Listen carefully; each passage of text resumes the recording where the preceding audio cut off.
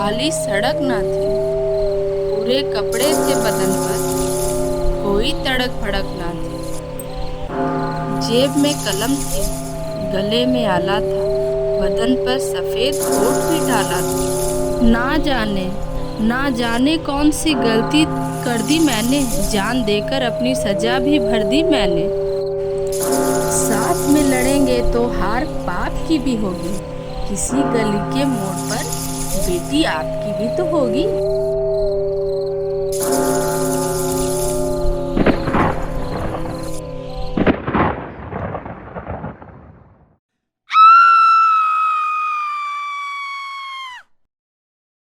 আরজি কর। আজকে ঘর থেকে বেরো। হ্যাঁ, তো বলো এবার। বলছি ওটা হয়েছে কি বলতো, ও 2টো অব্দি পেশেন্ট দেখেছে, ঠিক আছে? রাত্রি দুটো? রাত্রি 2টো। আচ্ছা। 2টো অব্দি পেশেন্ট ডেকেছে, দেখে রুমে এসে অনলাইনে অর্ডার করে 4জন বন্ধু মিলে খেয়েছে, ডিনার করেছে। করে ও খুব টায়ার্ড ছিল, যেহেতু 36 ঘন্টা ডিউটি ছিল, টায়ার্ড ছিল। ও কি করেছে, ওই সেমিনার রুমে গিয়ে শুয়ে পড়েছে একটা রেড কালারের ব্ল্যাঙ্কেট ঢাকা দিয়ে।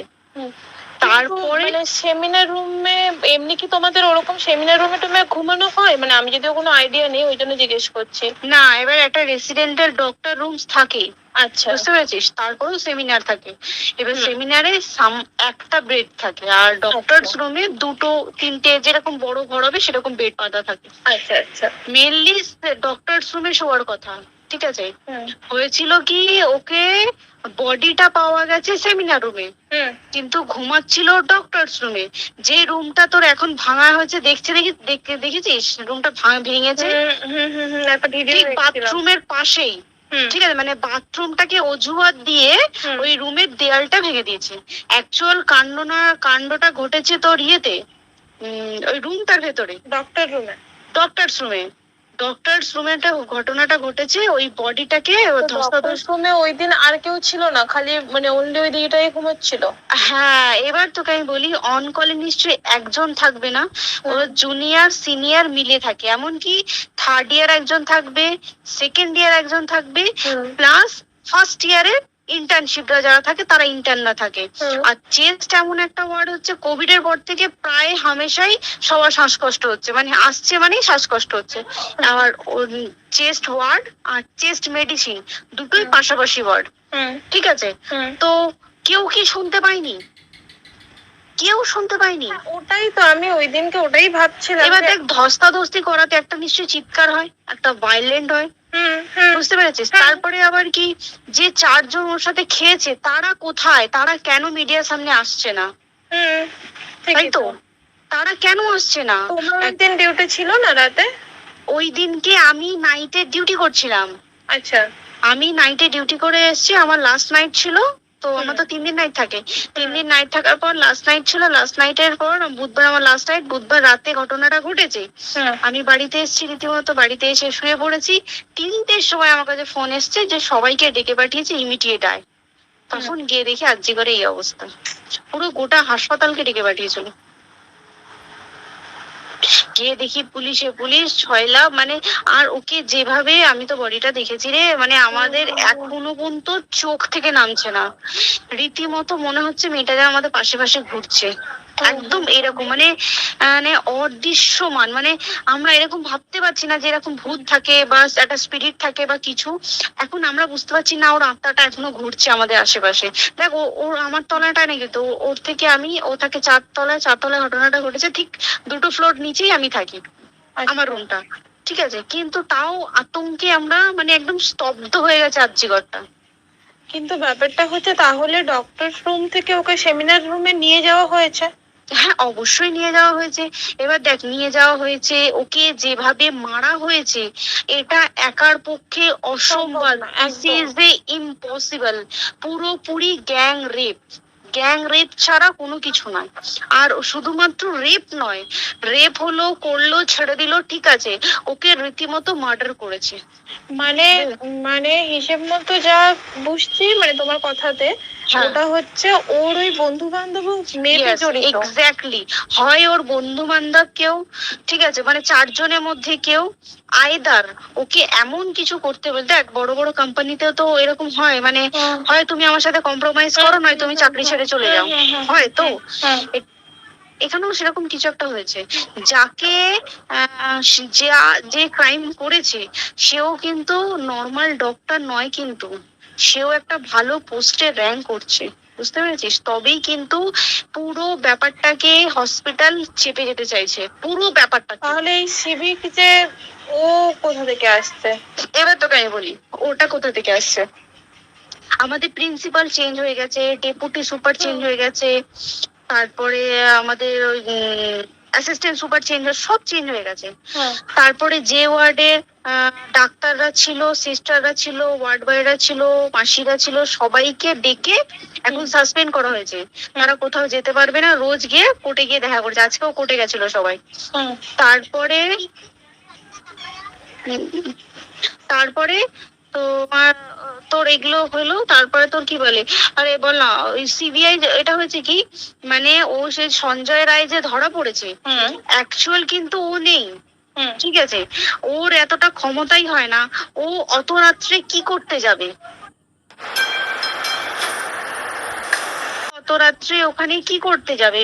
ওর না পেশেন্ট, ও নাকি বলছে দালাল পেশেন্ট নিয়ে গেছে, তো পেশেন্ট নিয়ে যখন গেছে দিদিটার রুমে যখন যাবে, নিশ্চয়ই দিদিটার রুমে কোনো কাগজপত্র দেখাতে যাবে, সেই অবস্থায় গিয়ে দেখে যে এরকম এরকম ঘটনা, তা ঝাঁপিয়ে পড়েছে ওর উপরে।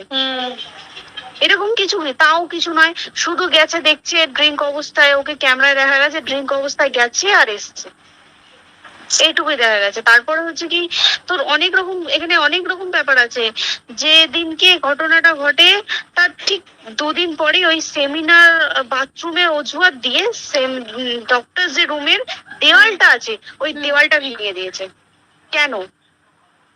প্রথমে ওকে বললো সুসাইড করেছে, আমাদের যখন ফার্স্ট খবর আছে তখন সুসাইড করেছে।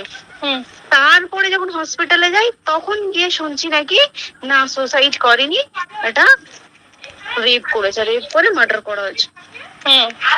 বুঝতে এখানে বিশাল বড় একটা গেম চলছে। আর যে উপর কি রাগ ছিল, মানে হ্যাঁ হ্যাঁ হ্যাঁ হ্যাঁ হ্যাঁ হ্যাঁ একদম। আমি তোকে কি বললাম, শোন, তুই যদি কারোর সাথে কম্প্রোমাইজ করিস তাহলে তো পোস্ট করবে, তুই কারোর সাথে কম্প্রোমাইজ করবি না তোকে মার্ডার করে দেবে, মানে ওরকম টাইপের কিছু, এরকমই টাইপের কিছু একটা ছিল। আইদার খুব রাফ, মানে খুব রাগ, খুব মানে খুব ওর উপরে খুব ফ্রাস্ট্রেশন ছিল, যারই ছিল খুব ফ্রাস্ট্রেশন ছিল, শুধু ওকে মারিনি রে, রীতিমতো মার্ডার করেছে। ওর যে ক্ল্যাচারটা ছিল, ওর ইউরিন, সেটা ওর ইউরিনের রাস্তায় ক্ল্যাচারটা ঢুকিয়ে দিয়েছে, তুই জানিস? মানে কি বলবো, মানে ওকে দেখা যাচ্ছে না, আমরা তো দেখেছি নিজের চোখে, ওকে দেখা যাচ্ছে না, মানে একটা মৃত্যু কতটা, মানে এইটা মানে প্রচন্ড কষ্ট পেয়ে একটা মেয়ে মারা গেল। আর ওর যে গলাটা চেপে ধরেছে, ওর ওই চেপে ধরাতে মানে এতটাই জোরে চেপে ধরেছে যে চোখ ফেটে রক্ত বেরিয়েছে, বুঝতে পেরেছিস? মানে কি বলতো, যদি ধরা পড়ে না, উচিত মানে যারা এটার সঙ্গে দায়ী না। আর এই যে সিবিআইটা হয়েছে, সিবিআইটা একমাত্র আমাদের জোরেতেই সিবিআইটা এসছে, মানে আমরা ওই সঞ্জয় রায় একার পক্ষে সম্ভব না এইসব। তারপরে পোস্টমর্টম রিপোর্টে তুই জানিস ওই আমাদের ভাজাইনা থেকে 150 গ্রাম স্পার্ম বেরিয়েছে। পোস্টমর্টম রিপোর্ট 150 গ্রাম স্পার্ম, মানে বুঝতে পারছিস? Not a calculated, minimum minimum কম করে 6 থেকে 7 জন করেছে ওকে। ওই জন্যই তো আমরা এতটা বেশি ভাইলেন্ট হয়ে গেছি, বুঝতে পেরেছিস? আর আমাদের একটা মেয়ে তার কাজের জায়গাতেই ছিল, এমনটা নয় যে রাস্তাঘাটে কোনো বিপদ, তার কাজের জায়গাতেই সেফ নয়। শোন দেখ, বড় বড় কোম্পানিতে কি হয়, রুমের ভেতরে এগুলো হয়, মানে ধর রুমের ভেতরে হলো, যেমন কল সেন্টারে হয়, নাইট শিফটে হয়, এইগুলো একসেপ্টেবল।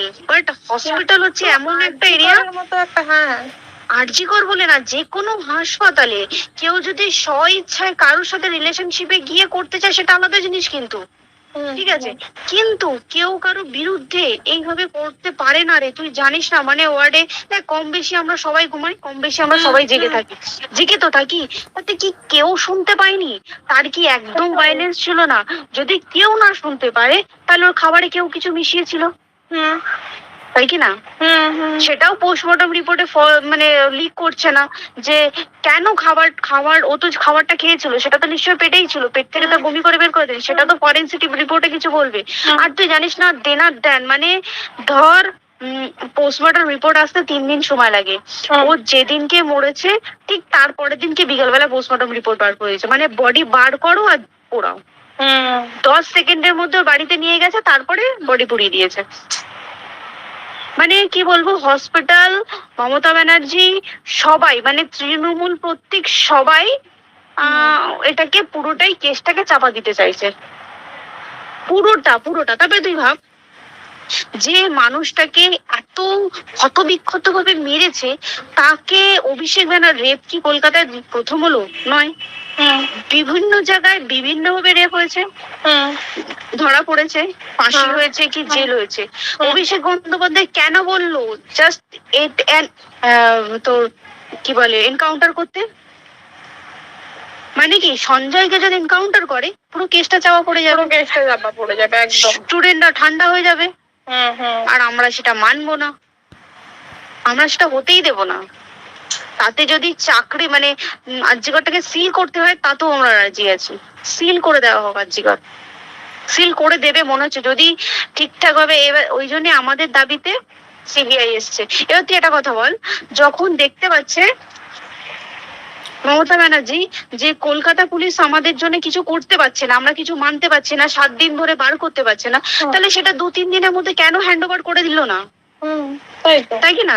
তারপরে দেখ, পিডব্লিউডি একটা লো পোস্টের মানুষ, মানে যারা ভাঙচুর করে, মানে সিমেন্টের যারা কাজ করে তাদেরকে পিডব্লিউডি বলে।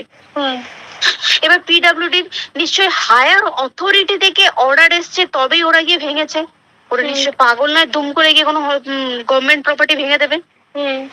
অর্ডারটা কে পাস করলো যে এখনই চেস্ট ওয়ার্ডটাকে ভাঙতে হলো? সিবিআই আসা পর্যন্ত অপেক্ষা করতে পারতো। কারণ আজকে অত বড় বিক্ষোভ হবার কারণ কি হচ্ছে? একটাই কারণ, যে মেয়েটি মারা গেছে ঠিক আছে, কিন্তু তাকে এত বেশি মলেস্ট করে, এত বেশি রেপ করে বেশি ওকে মেরেছে, তার কি কোনো প্রতিবাদ নেই? তুই কোথায় সেভ পাবি তুই আমাকে বল? তুই ধর চাকরি ছেড়ে, আজকে সরকারি চাকরি ছেড়ে তুই প্রাইভেটে যাই, প্রাইভেটও তো তাই একই অবস্থা। একদম একদম প্রাইভেটেও একই অবস্থা। তুই কোনো চায়ের দোকান খুলে বসবি, অনার্সশিপে তুই বসলেও তাও এসে তো হাজার ছেলেরা থাকে, হাজার ছেলেরা টিস করে, তুই কোথায় কি করবি? তাহলে আমাদের সেফটি কোথায়? আমাদের মুখ্যমন্ত্রী মমতা ব্যানার্জি, সে একটা লেডি হয়ে তাহলে আমাদের কি সেফটি দিয়েছে? আমাদের কি লক্ষ্মী ভান্ডার দিলে this is a problem solve? পুরো মাসের আমাদের কি সব খরচা চলে যায় লক্ষ্মী ভান্ডারে? জানি না, আই ডোন্ট নো। মানে আমরা প্রচুর খেপে আছি, প্রচুর। মানে এর বিচার না চাওয়া পর্যন্ত তুই ভেবে চল কি এটা সলভ হবে না। আমরা বিচার নিয়ে আমি 2 দিন ধরেই ভাবছিলাম তোমাকে ফোন করবো, কিন্তু মানে এটা ওটাতে হয়ে উঠছে না। আর তোমাকে তো আমি ওই দিন রাতেই হোয়াটসঅ্যাপ করলাম না, এবার তখনই না আমি ব্যাপারটা অতটা বুঝতে পারিনি। আর আমার তার পরের দিনই ভোরবেলা ডিউটি, আমি সাবধানে থাকিস। আর বলবো না, হ্যাঁ তাই তো। এখন মানে তোমরাও সাবধানে থাকো সবাই। কি বলবো বল, কিছু বলার নেই। দেখ, আমাদের মধ্যবিত্ত মানুষরা আমাদের চাকরি করে খেতেই হবে, সোজা কথা। একদম তাই কিনা বল? বাবা এত পুঁজি নেই যে বসে বসে খাবো, ঠিক আছে? সেই মেন্টালিটিও নেই, যদিও থাকে মেন্টালিটিও নেই। হ্যাঁ, এবার পুঁজিতে খাবে। এবার একটা কথা তুই বল, চাকরিটা কোথায় গিয়ে করবো তুই একটা বল? কোন স্টেটে গিয়ে চাকরি করবো তুই আমাকে বল?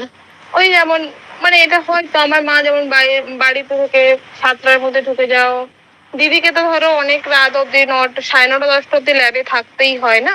এবার তুই কি করবে বল? কি করবে বলো তো? এখন কিছু করার আছে? দেখ, ল্যাবেও তো সব ছেলেরা আছে, ছেলে আছে, মেয়ে আছে। তুই কাকে বারণ করবি? তুই কাকে বিশ্বাস করছিস বল? তুই ধর কলিগদের সাথে খেতে বসেছিস, ঠিক আছে, তোর টিফিনটা যদি কেউ চাইলো, তুই তাকে না দিয়ে পারবি? না, একদমই। আর কার মনে যে কি আছে সেটাই তো কি বলবি বল? এবার তুই বল, খাওয়াটা যে খাবি, তোর টিফিন কেউ চাইলো, বা তোকে যদি কেউ বললো একটু একটু খা, যেমন আমরা শেয়ারে হয় স্কুলে, যেটা আমাদের হয়, যেটা হ্যাঁ স্বাভাবিক, এটা সবার, এটা তো স্বাভাবিক। তুই বল, তাতে যদি এরকম অবস্থা হয় তাহলে কি করবে মানুষ, কি আমাকে বল? আজকেও তো তাই আমাদের দেখ না, 11টা থেকে আমাদের তোর ক্যান্ডেল দিয়ে হোয়াইট ড্রেস করে সব শ্যামবাজারে এক করতে হবে। এখন আবার বৃষ্টি শুরু হয়েছে, প্রচুর বৃষ্টি শুরু হলো, কি হবে জানি না। ঠিক আছে গো, টাটা। হ্যাঁ চল টাটা। হুম হুম হুম হুম হুম।